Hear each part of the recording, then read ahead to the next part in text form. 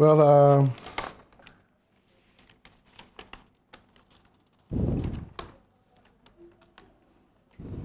yeah, I by the winner must see a twine common so I'm saying, my cow say, Badwam on Adom TV, multi TV, so a brass see a dear common one, say, Mpensenpensemu Breno, and Arsenal.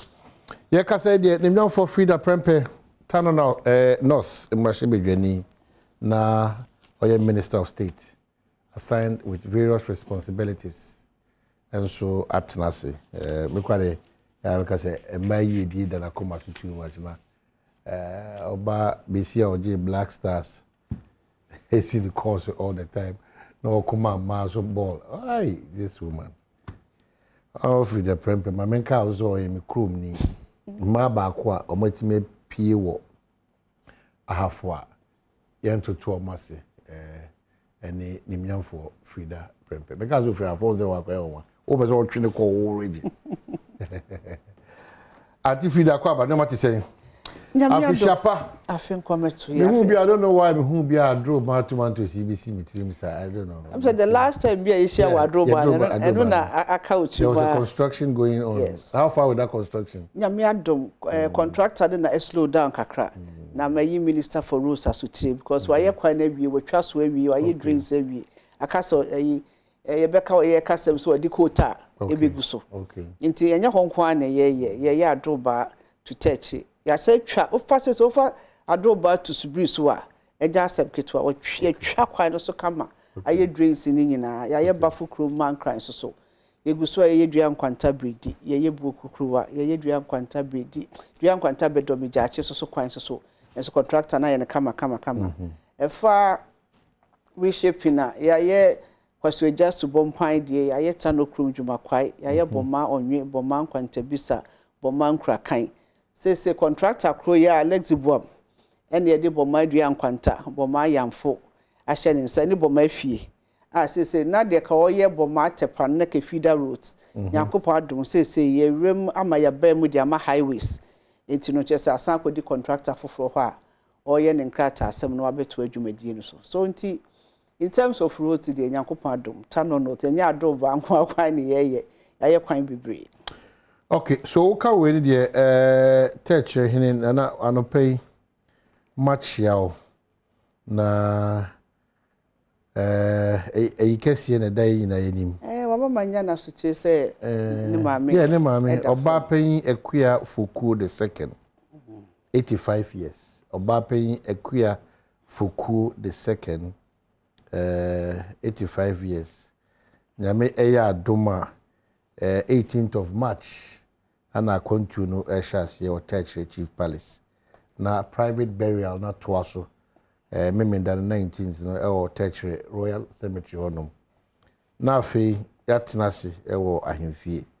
Na eja ejuada no yada mu nyina ase na ebusu ahia na afi yetimi edi nkomo ewo. Yenkotai ebusuafo nyina echi na doafa na nafosua enkotai na echi emma no otufo brempon Okwajimamboache the second Techre hene Samuel Kwaku Boache osunyane Madam Comforted Judicial Service opon ana enya emma eka ho nyina Madam Mampamtwa mo fanche na bobo bresem edamase emamo yakonso ebreti se nyame nka mo no ma so me na yakwe yes me na Techre hene yakọ ono anim sem ni di nsa woso pa emre bi atwam na nse ya na se wo se me ye the backgrounds ma ye bi osusu anhu ma ye bi osusu anso the backgrounds yes ma ye bi odua nkwanta eguso ye bi oyamfo ye bi oboma ye bi osukese the background yes ye bi wadroba ya boso pra akwa chiro ntu begina na o kan de o sa so make na tangible enti no menye ya make ase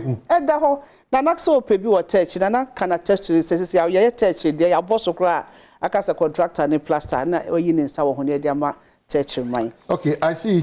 Regional chairman for the NPP wafo and NDC nyina machiamo osu sechere ona wana egu apaso. Na why him so me were you, me papa da form.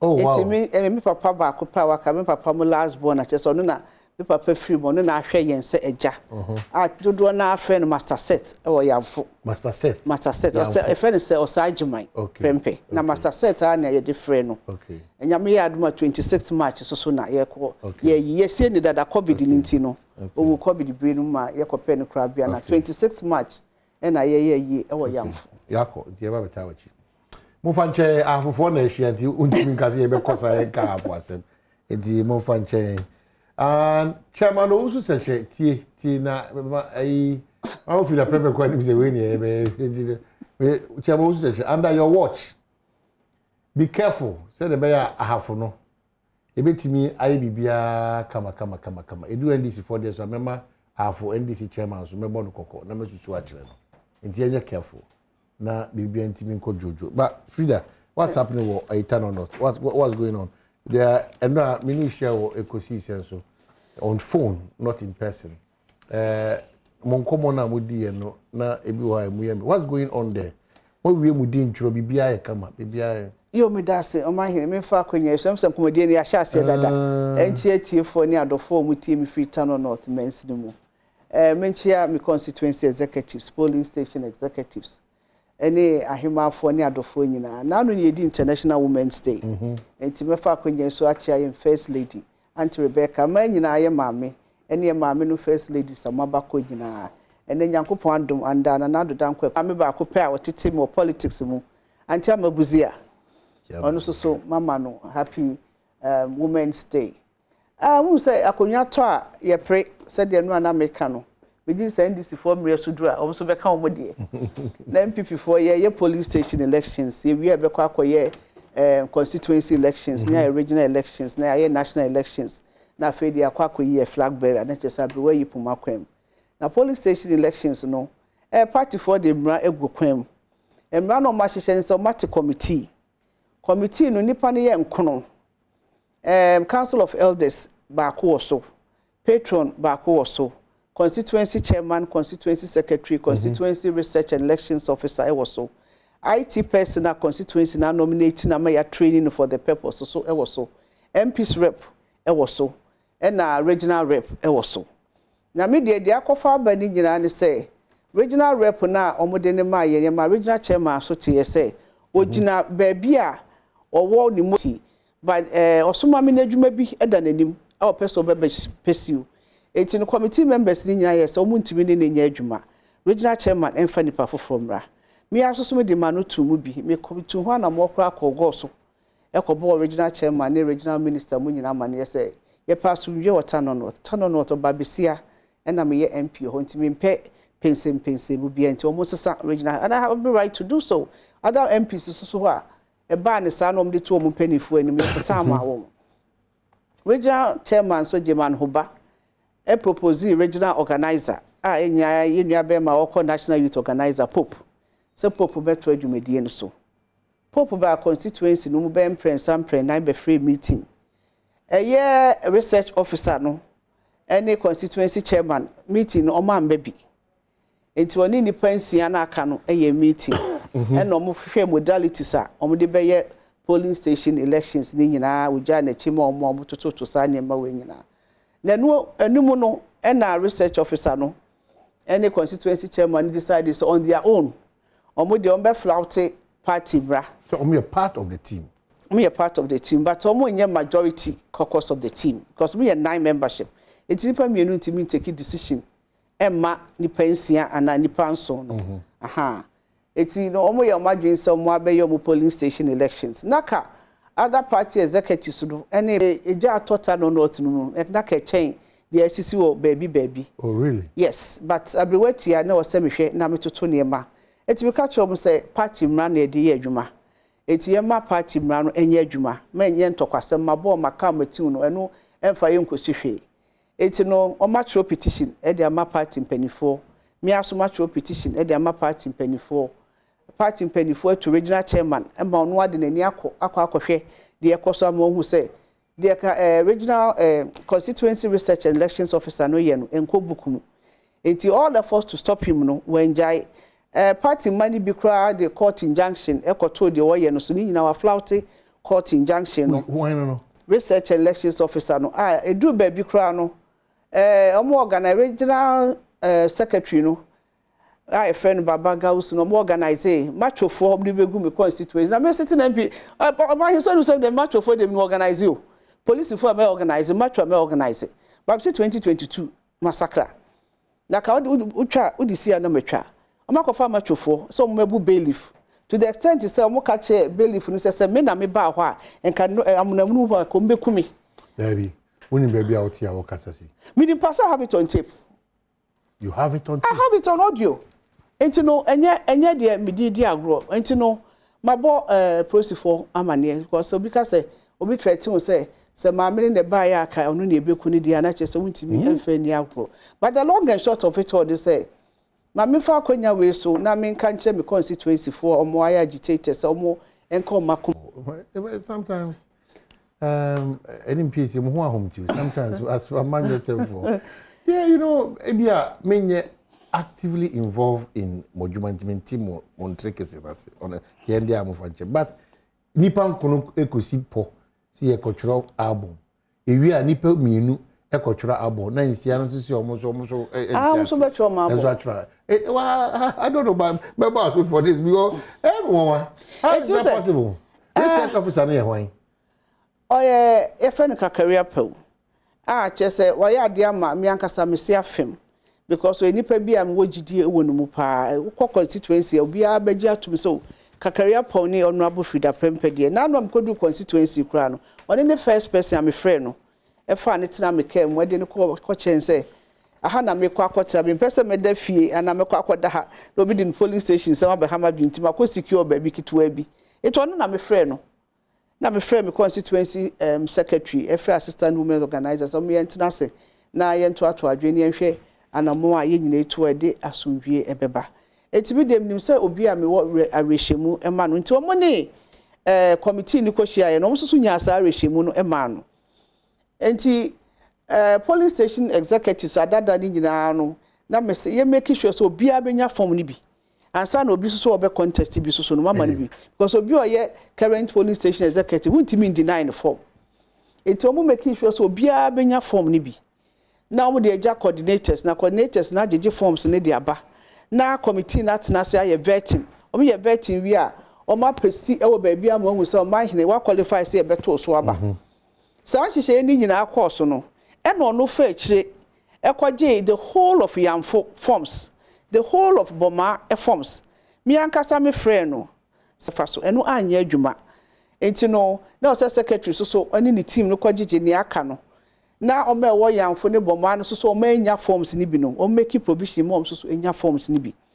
na no na eno ana meka wo asempa say baby to say but I'm getting information Kakaino is standing up to Onyoma bi ono susu se oya ense na emfatenti o say this time the on trimmer is that the case? Well me de oni me nyankan de o ka che me say opeso contest constituency chairman enti no ka me ne constituency chairman nkasa na kon step down e ma no also ka so be step down nya me mpegu Omanhene me nkan wo ba bia onim ni pebu ho a ya na say me your bawo ba Yakopon o create man in a very unique way. And I said, your bar me bo me ho abomfia. I'm a very confident, vibrant person, woman. And I'm in Kasa Parliament and I'm a one wo because me your bar. But I'm because of my competence, my hard work, my dedication, my commitment to my constituency and my constituents. And in my work Ghana and utina more parliament. And utinipa bebre any dimechi. In my ya bebre wo hwa omu hu me to say the role model. Eti mi mie ma no obi read my lips me no obi endi nkomo mi mie ma no enka nchire obi ase mi Frida ohinafro akosuya prempe me nko MP ni bio enye no kre omo a person wo be contest no omo ni message woni message a ebe propaganda enti odu ho so ma me no cross won contest bio now when we get to the bridge we'll cross enti wo ba na ye nyina no yeto aba pe puntu yeto aba pe nkoso etu ba Boma Juma medi wo ho bo ho ya yetu osubọ mpan ensu ya yetu Yikwasuagya Chiefs compound ya Otano Chrome dia wo Juma kwai dia wo Boma Fie Boma lorry station say me pay view ho me ye ho adwuma mo Boma senior high school toilets ya yesi wo ho bo ho so ya wo ho Boma hospital 30 bed ward ya wo ho bo ho ya wo ho dia wo Kwantabisa. Frida, are you speaking to the reality on the ground? Oh, tangible. It is a ba the my ye wo poll church Adroba ni nkura ase ebedi adansi eno ho na constituency for the befa ahwe ato aba eni sebi ye maburu kakra o manida Honorable Frida Prempeso na Nyankopon adom ye tu anamon ebi ye adwuma wa ha ebi ye adwuma ha wotimi nya ni nyina ba dodo nara no insura no kra no edo so mamunim na say me bo gala Christmas Now I met this. I met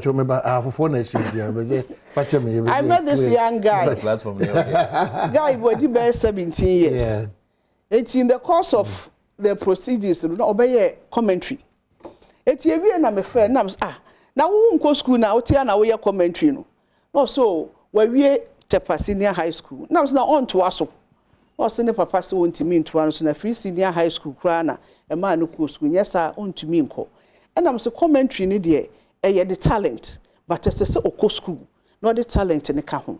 Some crop forward no muntino, and then me person me coco kind because it be able to affect the lives of other people and impact on their lives now. And my way fulfilled.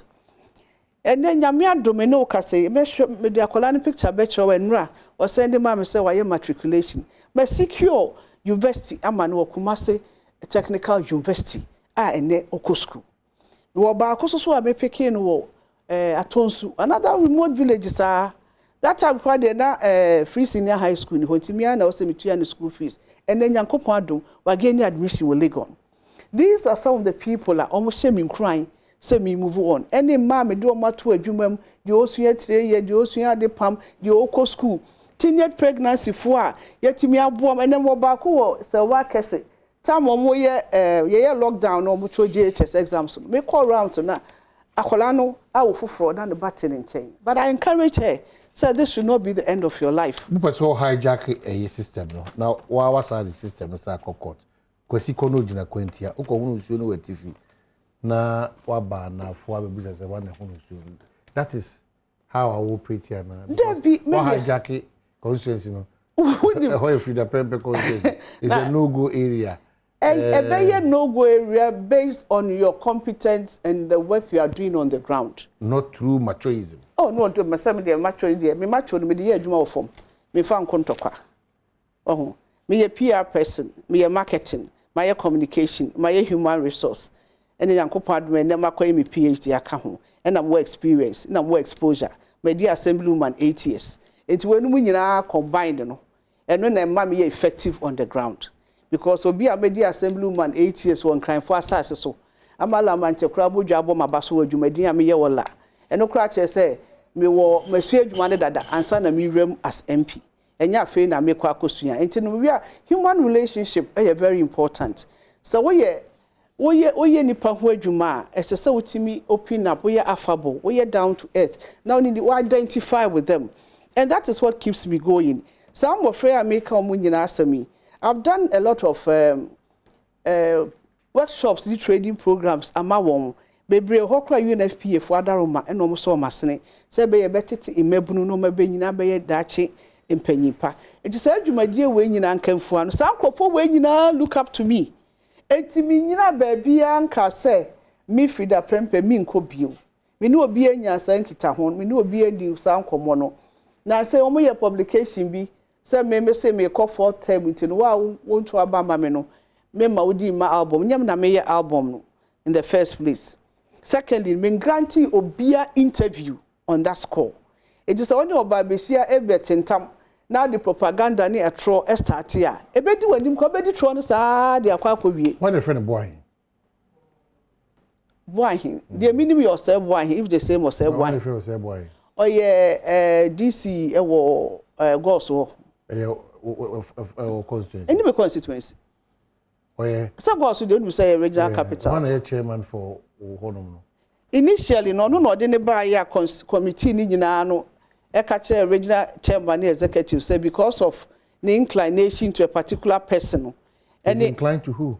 No, the onunim. Enti no muntimi ni nye adwuma. So they petitioned. Who said? And I also petitioned. And unti na ma regional chairman, the regional organizer, buy so meto adwuma die no so. I'm confused. Mess up our conversation. Akwaba. That's it for your patience. Next year, yes, celebrating International Women's Day. We only read a statement on the floor and sit back for the men to also celebrate us. And yes, say Women's Day too. And man, can celebrate here. Na PhD to say, and I'm here to Omanhene. Yeah, but I'm on yourself. We didn't need if you come. If you both say, I'm on yourself, as sunny mood, this is your over called Pepe. Ghana Bibia and I'm the council more NDC Maboko. NDC Maboko.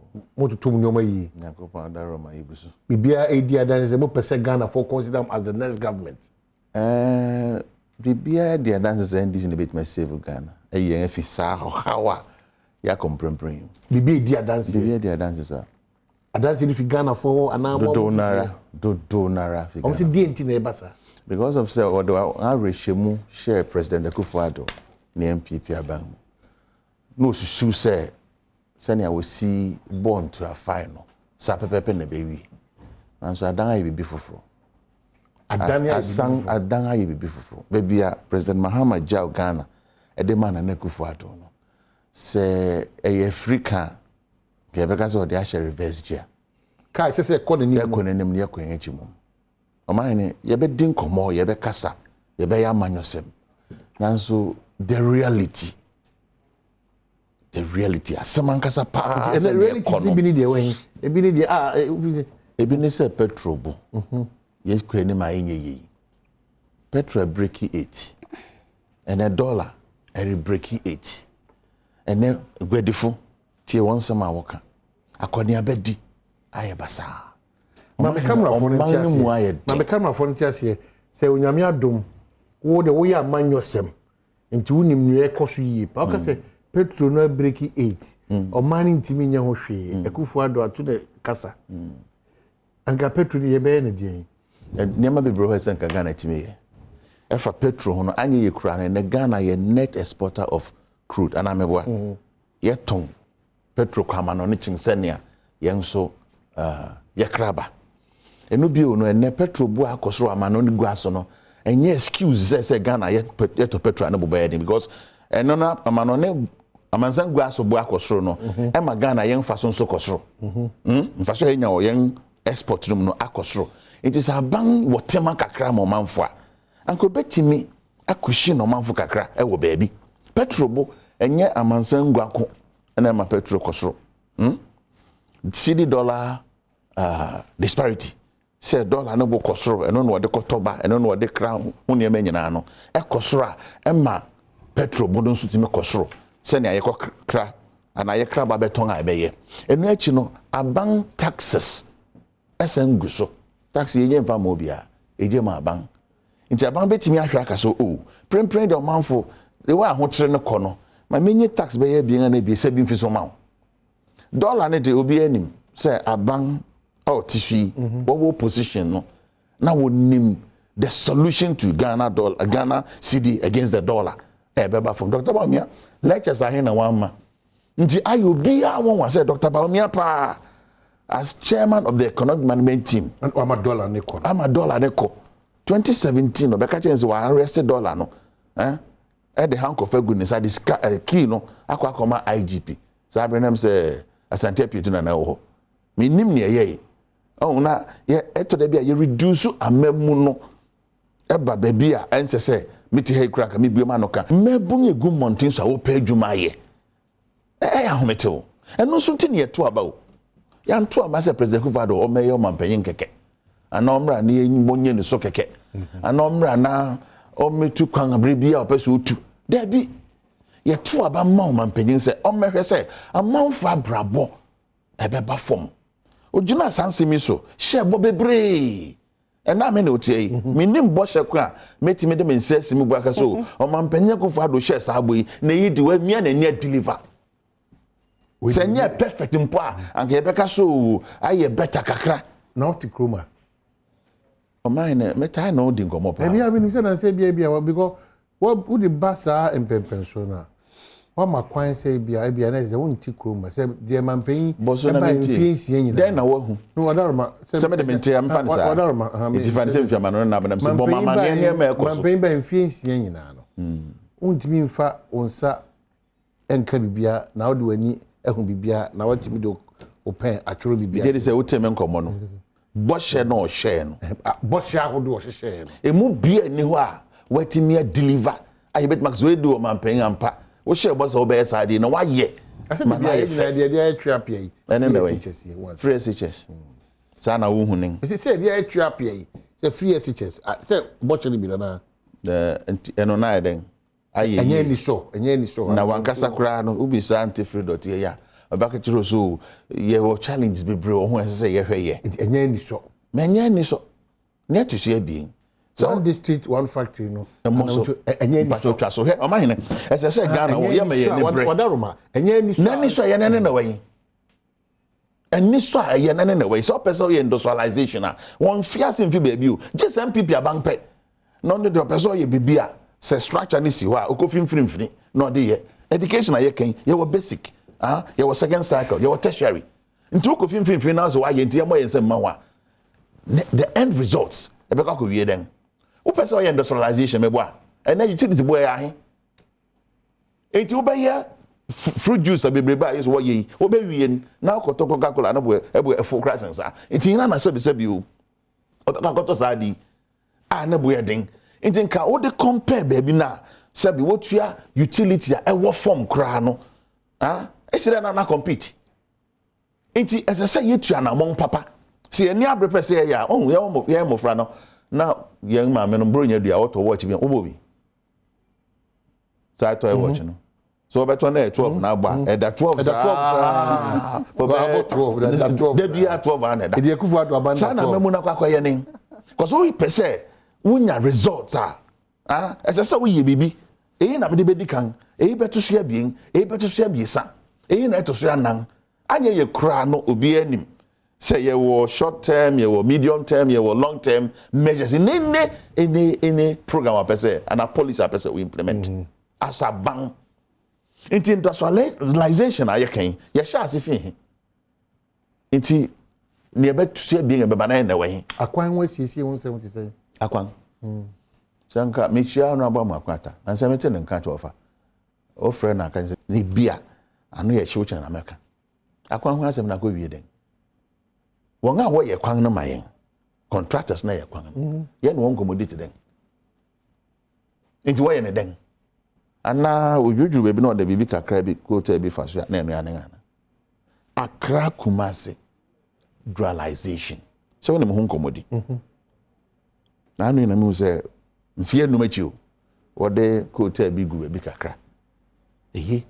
But rate at which you expect to say aban sika bebreba ye dia mano over 470 billion abedi na Akufo-Adjei nsem revenue borrowing as against John Mahama 193 billion. And so anye ye kra no ye hu nyuma ahuru bebre a John Mahama ye woko aviation obi hu bi woko roads obi hu bi woko education obi hu bi woko health sector obi hu bi mpato san komo no wo de tutu na Akufo-Adjei ebien abiesa bi ende bi ebenya ba ko bi aka nanso major trunk road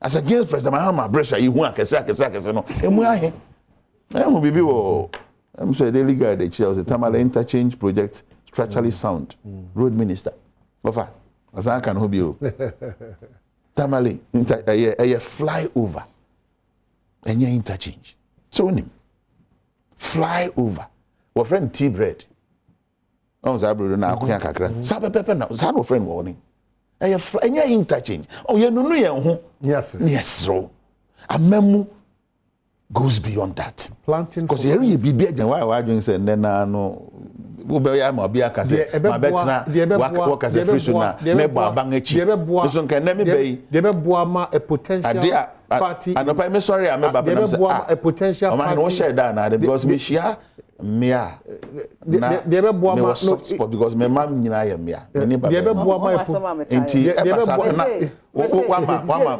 jujo kakra di ka me be nyina na me be say me for down balls I like the respect as opeja ko be me say me yo be be share me say me no betina radio station be ka say no de bi je something there but be ka say me yo be nti o de bi me nka say wo yo de gunti me nkasa wo ba me ka me weakness so what I say me weakness ning ma say me hu sa na na ya best memorize na me ma me nti wo nti na am me down balls that's what you ma ko baby planting for food and then yeah planting for food and jobs and na go wie then wadaro ma say una wo hwe abangi by 2017 na sika bi da ho fi Canada President Mahama akoja abeto na title that's why na ne botaya eti so ne say ye ba behema infurujuma etimi akoso nti edina na da so ye maple modernizing agricultural production in the local economy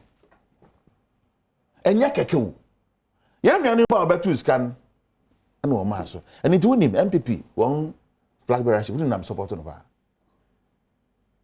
wonim nam support one contest agri minister ne woni enti meka kire wa chiri ona me support among so won a wo be ni nyina ono na me support no ba because free yakutu musa na me kanen me je the say na ata so be de Omanhene planting for food and job me kwa mantia say no makan ye be din komo achiri planting for food and job but don't over 300 million me boa na wo kan wasa na me abegu sa o say okay some the figures in the one is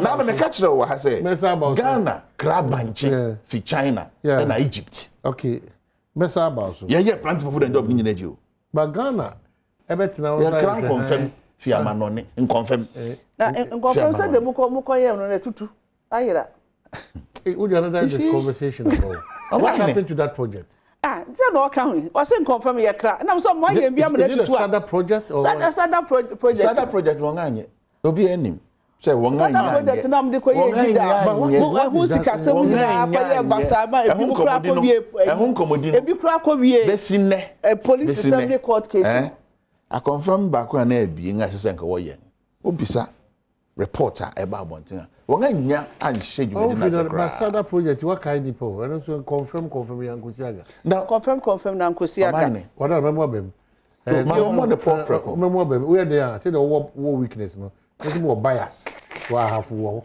you know confirm na Siaga some confirm no there's a lot of text messages I person discuss here for but my catch up say one on one or say Omanhene na ban or say Omanhene you still recognize him as the chairman of the committee? Not at all. With the consent of the National Elections Committee or it is your person? And you mean person because as a committee, as a constituency, no, you're the petition that come regional chairman. I'm a regional. I'm a copy of that. Yes, I'm on no. I take a decision. I'm Michael Osei Boateng. I don't know any Pope. Abba, and he said he even put it on their platform. But he's still acting. Yeah, is it? No, carrying who as the chairman, but he's not recognized. David. Ono kwanti mi election research and election officer en kwese kokwam enye polling station election in a constituency only original chairman attention and a national executive's attention. I have. Because I'm getting the information that he is the chairman of the committee. He's not. He is carrying himself as such because what's messages more so nobody can stop him from coming to the constituency. What is his motivation and interest in my constituency? He's the chairman of the committee. No, what is his interest? What is his interest? Omanhene, what is his interest? Now, the Antina, original chairman, Emma Michael Osei Boateng Pope, Eba Tano North. Based on what? I see. Because what's a committee? No committee members, no money year, Jumani say, you're finding 1, 2, 3, 4, our committee chairman or the Amayahu. Constituency executives say, me as sitting MP, Musumu say, Yenaya Kefre, the Asama Betum and Mudia. na ya sesa de obi aba de no say esese wo say bibi nti na yayi wafiri ho de obi aba. Last week Tuesday Jewel FM there na interview na grant you. Now say the omobi ntu aba na say oni obi be. Enya no kre na make sure say I can get you the audio. Who say me aba me a PR person, me a communicator. I know I choose my words carefully. Did you allow bon komo ben? Oh, Jewel no mu bisa me say police station no omo hu mi mpo. And I make us say I'm not part of the committee. I have a rep on the committee. Douglas Chu. I'm nini communicative. I me ba and na me ba be say bibia abekọ wano in tokwasem ni bibia nsi. But unfortunately the matter say constituency research and elections officer who happens to be a member of the committee ono na wakoka osebwan ho so mumienu ebeye album as against the majority of sex. And no de enye adwuma ntimi the petition bekwa koma party executives no matter take it up. I never said anywhere so be ento abama ntimi koyi na film na hwe ma heta no so the second zone na de weni about e tano no tano so 12 police stations but they pulled so much vote to say e kire adwumade a police station for no any coordinators e wo hon omo ye adwuma even as against Boma Yamfo and other places tano so enti committee for no ma meti ase say me rep no oso omo call tano so for na so Omanhene obi ene PSA mu nyina na boaye ma ya weni abanti ye de ye be pese obeto adwumadie no so now Omanhene kakaria pod o ma kwose de be ye de ye mpene even though some ye adwumade ma ya weni aban ye yi nipa 60 ni nyina afrim oh there be say de 60 ni nyina afrim akofa new faces a ebi nkrampo no ya identify o mo say ebi mu ye nim PSA nkrofo ena o mo de o mo aba bewrem. But who appointed Pope to come and supervise the regional chairman? Who appointed him? Also, Pope couldn't have come to the constituency on his own. Who's a Pope or national? Who appointed it? It was no crown on the near brother the campaign, but regional chairman had to do such a did. With the consent of all the T4, it means that that is supposedly. Emma Pope back Tano North, a bay meeting in Prensa. After meeting, and nipa 16 in Abao. Kakaria pa na maybe and na osebwa he no cramp Pope so friend be so friend mo ba no ka chen say regional chairman say me meye say adwuma we enti he fa na wadru kra na come to aso wama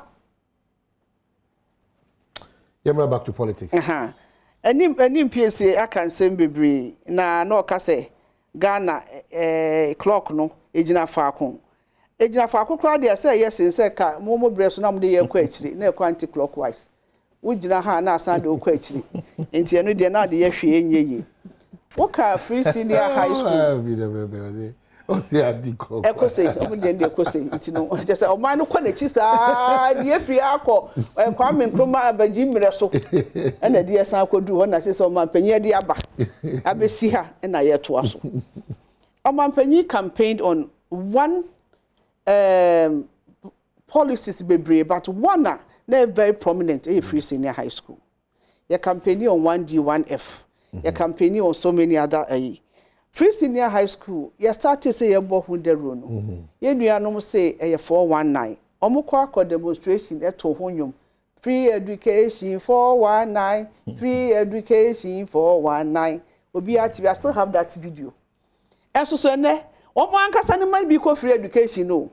Me de no mo ye ni nyina na me ka se bi e bedum bi na ndisi fo be ka se free education ye de ye mpe betu ye school fees but omukra na edi animu kan ene emofra na ka sebi ebi anaka wanfo ni bi ene wo mu nyina akọ school me bi o university ebi ni ba kwa me ka che o say what's in the plight of educational system and what's in the plight of educational system I increase enrollment in educational facilities at the expense of quality education and at the expense of quality education because teacher for na eche nkola na de no ye mfa omo nkogu baabi ni akwesa nkrofo foforo so omo che omo de and the teacher for na eche omo de no omo ni ho a omo kira de I increase enrollment na increase enrollment no so you say to me expand infrastructure our schools instead they be betimi absorb enrollment na aba no enu ti no mo start say double track no tete no ye ko school ni e makwan a ye kwatena fi a say school dan na egu ho obi ankom enti se bi nua ba bi so qualify so obeko school na say double track wo ho de say makwan na school dan ni go enti ono nkotena ho nsu ade na ono so makwan na so makotena ho asu ade a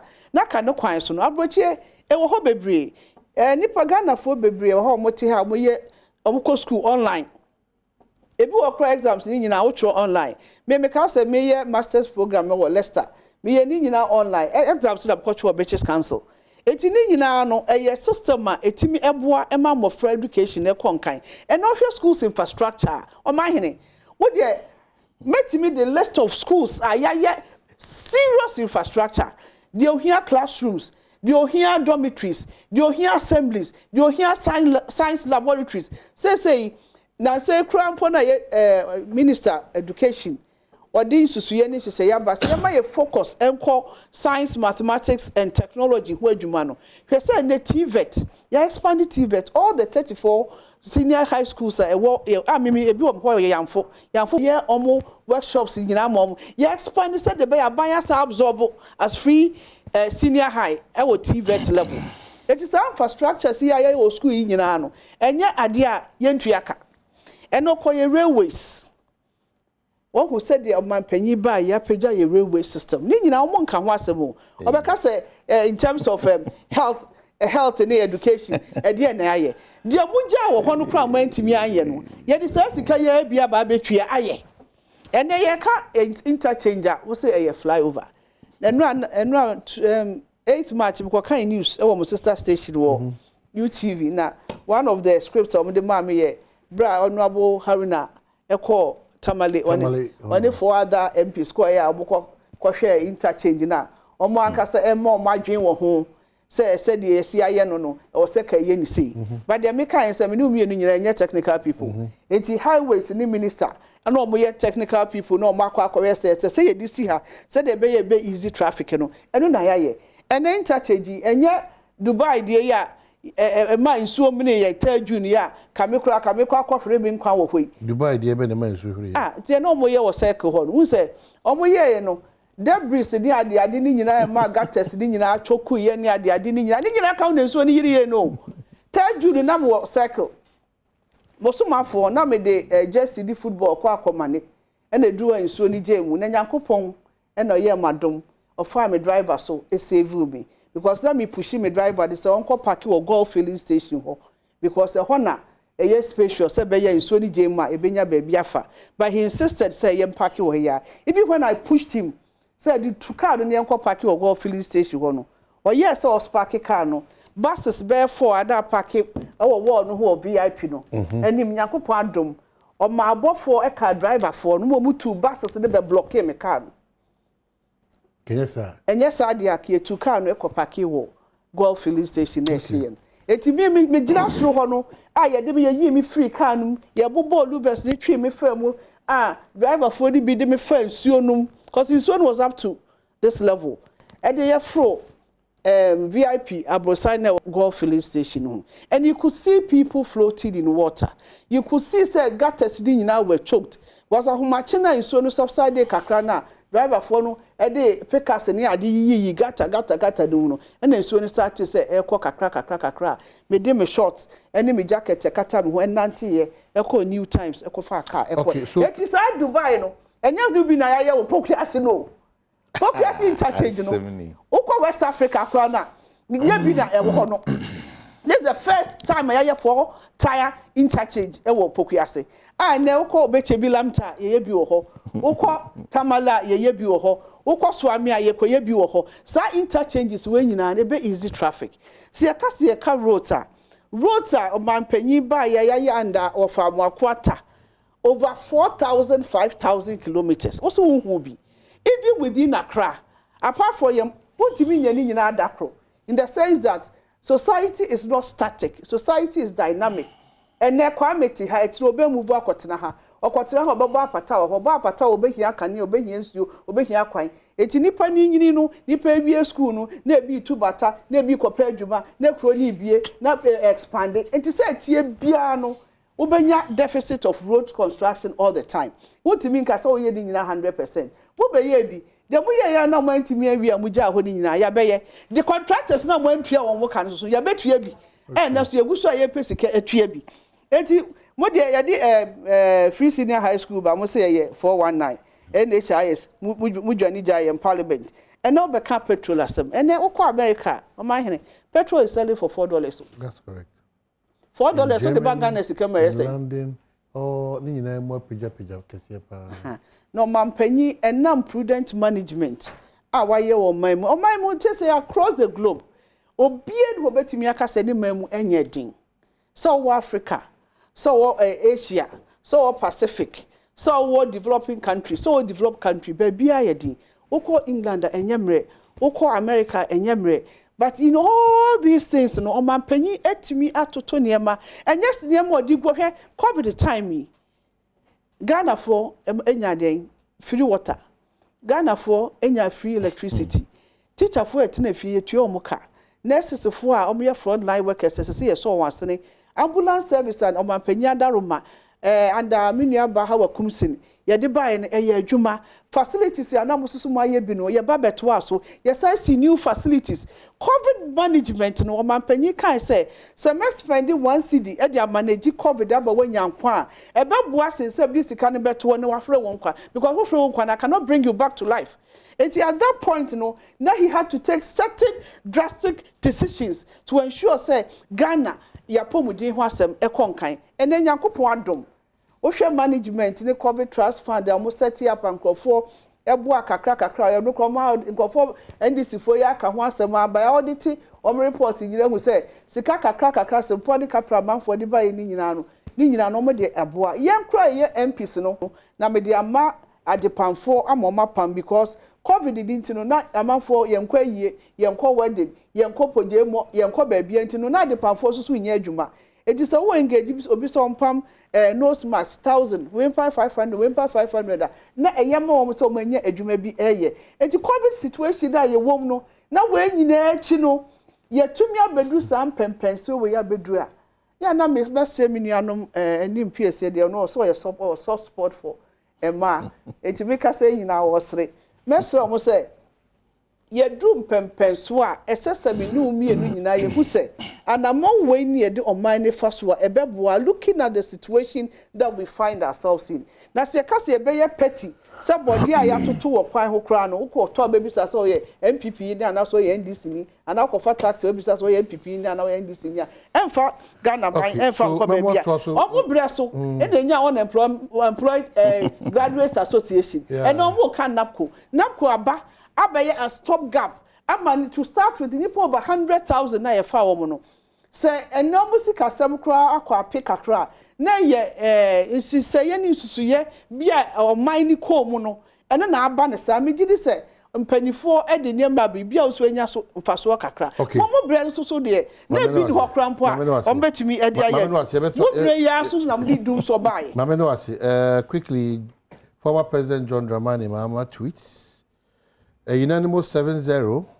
shocking but not surprising an unfortunate interpretation for convenience that sets a dangerous precedent of judicial interference in parliamentary procedure for the future.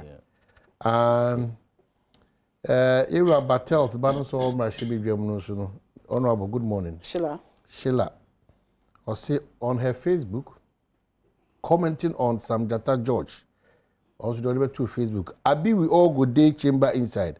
Come and give the referee the ball to play some. Let us see. That was what Sam George said. That's Sam George.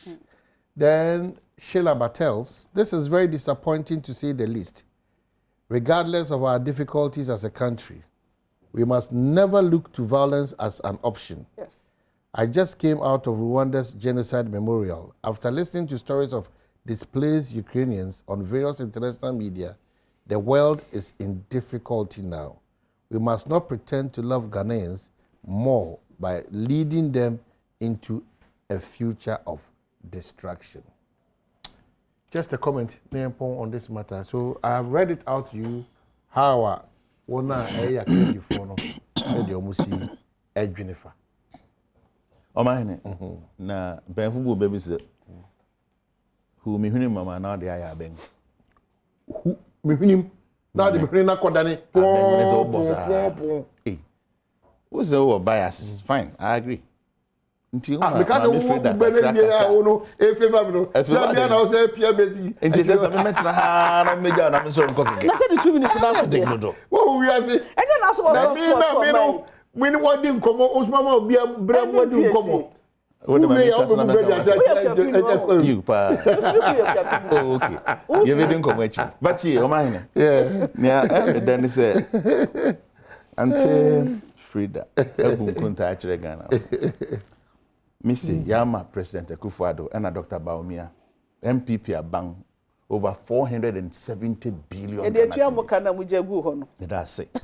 E hun kunta ebu ni say what the biya free SHS. And so one kasa parliament mo budget of the buy free SHS ka abam enu 8 billion. Enu 8 billion. Tini aka ewe hin. E dey tua kana member. COVID. We say President Akufo-Adjei why are they? Wa bo man ho bra odi nsu che ye, odi dan che ye. Yegi, ye da na se. Nanso ehun kontai say mwanya over 33 billion. Remember mo hun kontai che Ghana fo. Eno kran so mo World Bank for penny for this 33 billion. This kan ye. 33 billion. Etinya fe na we bisa Ghana fo. Mo da so ban.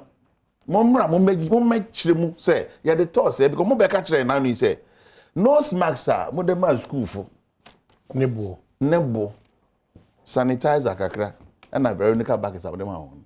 It cost to Ghana $100 million. Now, PPs and Omaka knows Masaka sanitizer. Omanhene disposable overall. So $100 million. A kid down. Oh, na na ya no. And yana can. And yana can watch in the co anti-clockwise. Make my work on say there were one being. Economist ahoro Dr. Baumia egwan afi won ho ene o ye no friend Joe Digi Dr. Baumia so ye digital expert Joe Digi ogwan ko she ho no ko secret mpato sorry there be na bi so start media no Joe Digi ni kwa de bo he digital no me bo na na one friend Joe Digi ne papa ya ba so body na adogaga ne dey ya ba so body Omanhene ni obi aka ne se ba bia Ghana ye wo sikasem ntoche ho no eno oti ha to wache e di ni phone tuaka nti oba fe Ghana ene aka economic management no enya beauty contest no aka say ndo ho e fe what a solid team no ba so Ghana never be ejina ye Omanhene na ban ha no Oman ndi yen ye mu ni harmonica se Ghana egu ni ameka no se e wo wa famu dia that's your perception now wa famu so ekoyi me but we cannot always all the time think as alike obi you're responsible as I say or accept say baby Ghana ko ni nye no but the principle na obetie no aye nema say so ye the principle is that the principle is me kwan waro Ampofo-Adjei Omanhene ese say ye get to amobrasio so ampa ade na nkoyi na o shedan mu a usu over abontin also mo say na bibia ye kama and then it is a Ghana bibia ye kama niam indicator ben and na suggest say Oman ya economy no baby ejina na ye enye enkoyi the only solution oba hatch the only solution the only solution because one Oman says a great looter it won't